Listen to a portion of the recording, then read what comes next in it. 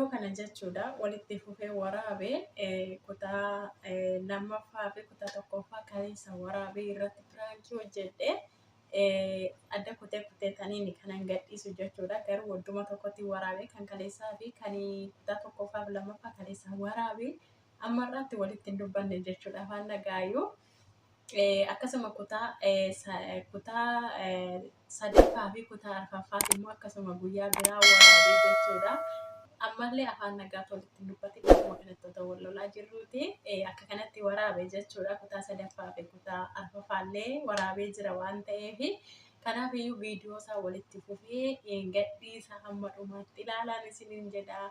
Warroonni immoo yaada qabdaniin na bukkee dhaabbadhaa koomentiillee akkasumas illee yaadaaf qeeqa qabdannaaf kaan isiniin jedha. Yoon dogoggorellee na gorsaa isiniin jedha hordoftootaaf kabajamtoota kiyyaa akkasumas laayikii sabskiraaybii sheerii gochuu hin dagatiinaan isiniin jedha. Baay'een isin jaaladha. Amma viidiyoo isatti aanu dhaggeeffanna jechuudha. Viidiyoo kutaa arfaffaayyuu dhaggeeffadhaan isiniin jedha. Kutee afaaniin ba'aa jiran. Kanaafuu waan godhattee fuute keessuma keetii fuutee naan jette malee kun ikkoo wanta qallii yookiin immoo wanta biraa miti mee wantuma keessa kee jiru gadi baastee naan jette mee.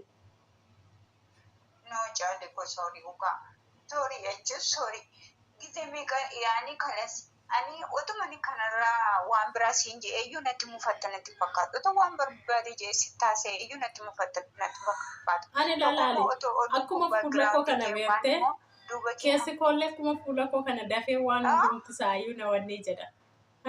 Akkuma kokkolfee yeroo sifaana taphadhu sifaana kokkolfuu kana keessi koos immoo dafee akkasuma aara beektee waanuma xiqqoo ishee akkasii kaafaana kolfuu beekta miti waanuma xiqqoo ishee sana immoo sitti gadda.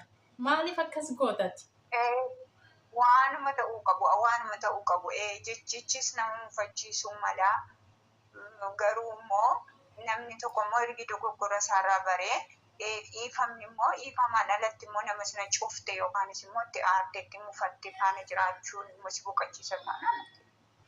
Lammatti ilaalii akka kootti jechuudha. Fakkeenyaaf nama waan gaarii naaf godhe tokko itti milkaa'u isaa baadhusi nama sana yoomiyyuu dagachuutii qabu gaarummaa isa dubbachuun qaba lafan deemutti nama bira deemu biratti iyyuu malee akka kanatti miidiyaa irratti ol baay'ee maqaa nama sanaan lafa fayyadee yaadeen beeku. Ati garuu ani hin beeku garuu kennaa akkamii akka qabdu hin beeku. Dhugaadha akkuma fuulli keenya yookaanis immoo wanni keenya garagara ta'e yaanni keenya garagara ta'uu qaba. Yaani nama dubbiif illee tartiibatti laatu sirna sir'aatatti laatu ta'uu dandeessa asii galee. Ani immoo gaa fakkeenya akkuma fuula koo kana kolfuu haasa'uu hin jaalladhu asii galee. Yaani kamtu namni dhallee addan baasu jaalli kosii galee asirratti amma kun je'ee kun caalii mufachiisaa kun je'ee kun laphee ishee cabsaa waan akkana addan baafan. Tuftannoon asumaan gadi inni ati naa dabarsite yoom namni keessee kun immoo karaatti ammayyuu rasiin deebi'aaf shuutte. Ammayyuu irra deebisanii hin jenneme. Isayyuu irra deebitaa'u. Inaan irra deebitee isayyuu waa'ee sanatti hin dubbatin. Na boosisaa jirta. Ani jechuun nama garaatti hin balladhu yoo siif boonii akkuma ta'e iyyuu jechuun naasofna malee gaaf tokko iyyuu walitti mufannee hin beeknu. Ani akka kootti qallaala kana sitti hin gaddine. Ani nama akkasii kana iyyuu siin seenee qaba. Ilaali isayyuu irra sii deebi'aati. Kaleessa iyyuu boo'ee imimmaan irraa qoruudde. Har'as immoo irra deebitee isayyuu kan naan jettaa.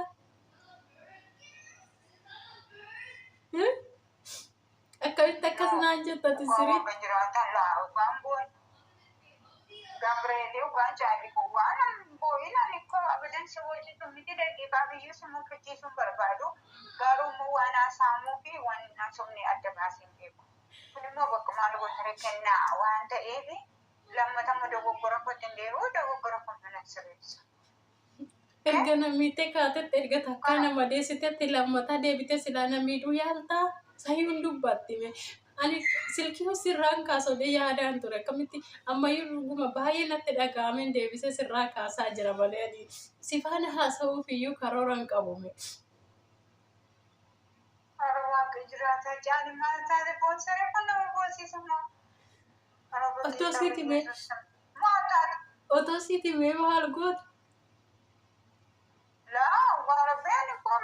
isin jedhee fi ati dallabisii taatamoo asiin jedhu baadhee fi dallabisii taata. Nuni koo daandii karaatti walitti nu fide isaa walalaa.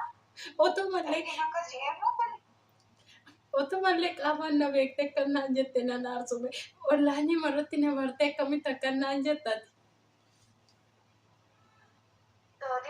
Waaqa caalii yoo ta'e isin beeku akkiiti isin beeku garuummoo ani isin mufachiisaaf hin jenne haasawii natti fakkaate jee ergi haasawii natti fakkaate immoo kalas haasawii miti kun haqiiqadha waan nama aarsu arginaan jette immoo kalas ani warabbii koo ani warra gareetti mee isaan gidduutti ifama si kaafate.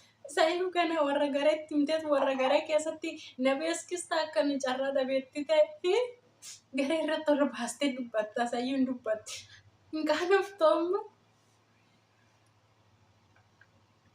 Yesus amma ani waan tokko siin jechuu baadhee wanti sitti dabalu wanti sitti qalleessu jira moo namni an galle koo ani koo lama kalas maalli sitti dabalu maalli sitti hin qalleessu already. Ani bebeete ganaa waan baay'ee waliin yaadne ganaa waan baay'ee waliin hojjannaa jedhee yaade har'a garuu iddoo kanatti akkas naan jetta akkamitti akkas naan jette na aarsitati siriitti. Hiriyaa jechuun ammanuma bakka ammanuma waliin hojjenne ammanuma waliin milkoofna bakka. Kalas Gabriel Chaadifama. Waa rabbiitiifa. Bakka jechuun ani isa waa'ee hiriyyummaa maaliyyuu osoo hin taane utuma nama barbaade ta'eeyyuu namni akka namummaa isaatti kabajamuu qaba. Ani immoo waa haasawii natti fakkaate laphee kibee kanatti fakkaate qoosee innaa qoosni kun immoo ergi lola ta'ee yookaanis immoo kifuu ta'ee arraba ta'ee sitti argame wanti godhamu tokko hin jiru. Dhiifamu jechuudha kana jechuudha. Sila sinni miidhame yoomiyyuu dhiifama gaafata deebi'ee wanta miidhameen qabu waan ta'eef lapheen miidhame tokko immoo yoomiyyuu dagachuu hin danda'u. Kanaafiyyuu ani ammatti waanuma dhiifama siif godhu iyyuu hin qabu. Kanaafiyyuu ati balleessaa kee amanuu yoo dandeesseetta garuu balleesseera jetta. Balleessaan keessatti argamu mtiyyuu waan tokko garuu anan immoo waan tokkoyyuu ammatti waa'ee nan dhiifama sii godhu hin qabu. Ati garuu akkasiin ta'e yoomiyyuu hiriyaa kee tokko wantatti dubbattu wanta jettuun tokko beekuu qabda ishii akkamitti anaan akkanaan jettee laphee koo na cabsite.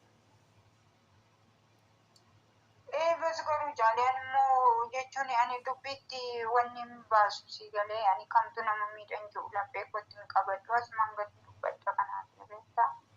Naa dhugaa rabbiitti dammoo wanni fis immoo miti. Waan kana si dhukkubsanatti fakkaanne si miidhanatti fakkaanne ergi kee si miidheessitti argame wanti godhamu tokko hin jiru.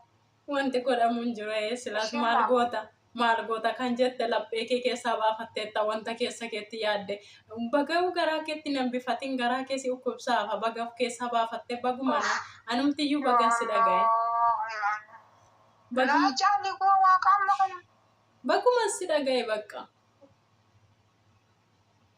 Baguma yoo waaqa jiraataan koo abadan hamii keef miti si qaxxaliyyuu nuun kaasa wanni kolfinanitti fakkaate malee otoo yaan nama sitti xinneessu yookaanis immoo gassi qabu yeroo barbaade ta'e bakka ittiin jirretti naasa'umaa naasa'uu kana keera inshaallah. Bagayyuu na biratti haasofte baga na biratti keessaa baafatte garaa kee keessaa baga na duuban jedhiin otoo na duuba jetteetta ta'e immoo kanaa waliin gaddayyuu baga na biratti wanta keessa kee jiru sana baafatte baga baafatte beettee.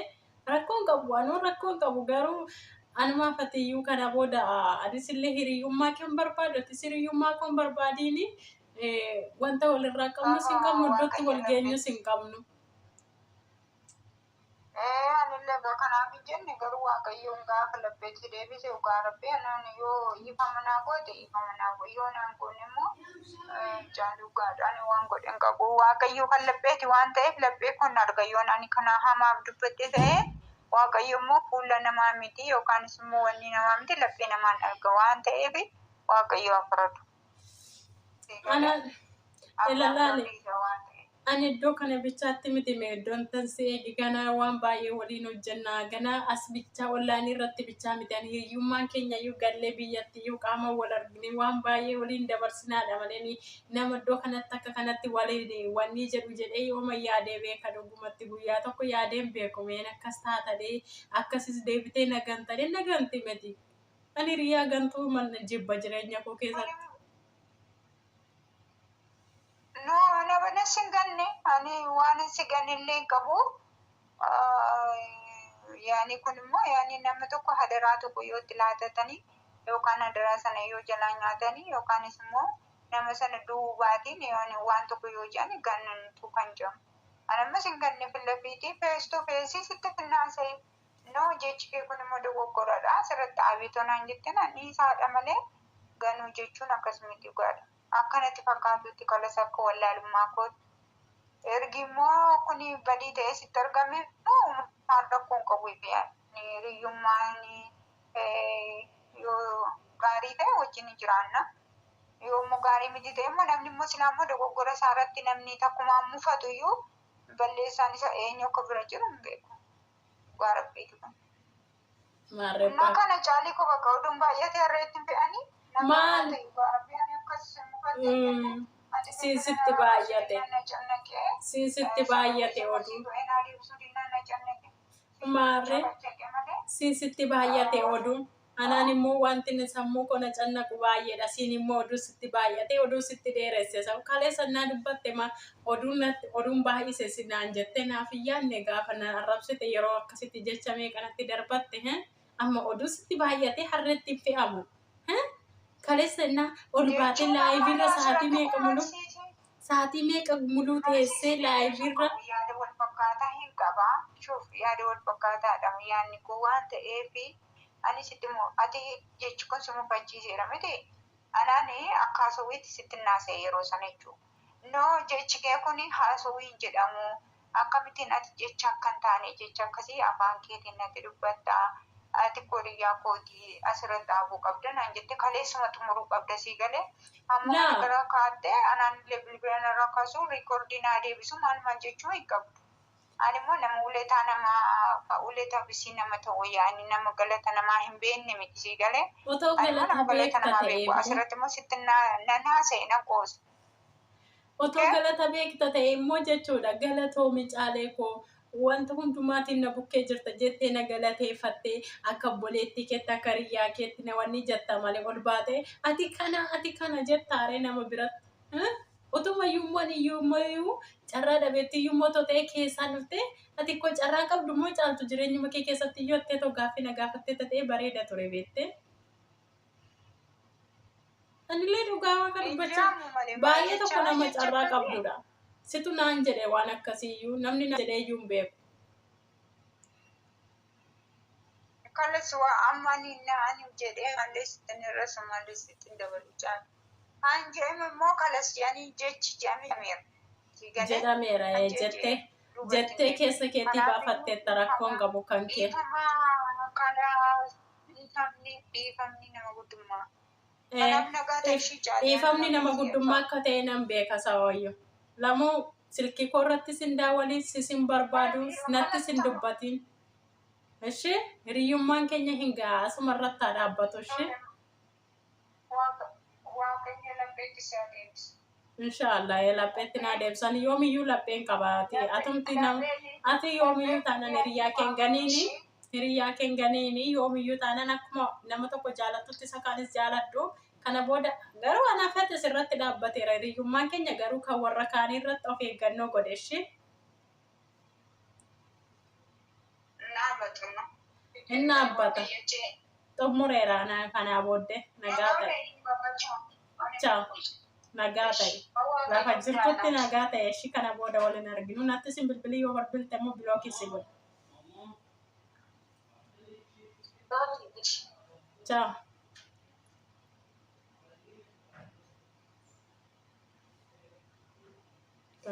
Irratti cufe irratti hojjette dhugaa waaqa irratti hojjette ganaan dhukkee isheerraa kaasa amma dhumaatti jechuudha amma isheen laboosee imimmaa fixattutti garuu ammayyuu isheen illee miiran taane keessa hin galle garuu ganaan imimmaa ishee fixachiisan siniin jedha. Innaa kana fakkaata piraankiin keenya har'aa kunis kanaafiyyuu hundumti keessaniyyuu laayik sabskiraayib sheer gochuu hin dagatinaan isiniin jedha hanga viidiyoo biraatii walitti deebinutti turtii gaarii.